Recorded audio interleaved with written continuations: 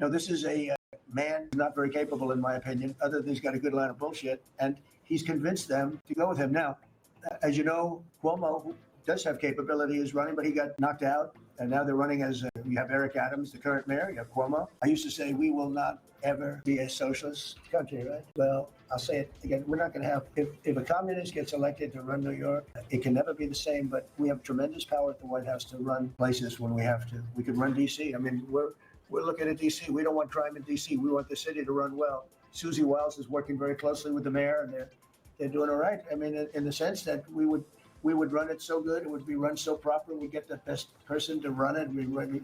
The crime would be down to a minimal, would be much less.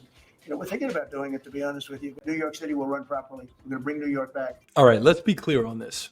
There is no legal authority for a full takeover of New York, D.C., or any other state. The U.S. Constitution simply doesn't allow it. States retain their sovereignty under the 10th Amendment, limiting federal control. Now, federal intervention is possible, like you saw in California with the National Guard. The president can deploy federal resources during emergencies like riots or disasters under the Insurrection Act or Stafford Act, but this does not constitute a takeover. Laws such as the Insurrection Act have their limits. If the White House was seeking to quell unrest, it would require justification and legal scrutiny, and in all likelihood would face court challenges. The federal government already controls certain operations like federal law enforcement, interstate commerce, and immigration, but not state governance or elections. Any attempt by Trump to assert broad control over New York would face massive resistance, including courts, Congress, the public, and state officials. This would likely lead to a constitutional crisis. Now, to go back to the quote from President Trump, you have a lot of crooked things going on in New York. We're going to straighten out New York. Maybe we're going to have to straighten it out from Washington. There is no legal path for him to do this. But as far as the molestation of a state or city, we've already seen the White House apply pressure multiple times in an effort to coerce their agenda. Let me know your thoughts.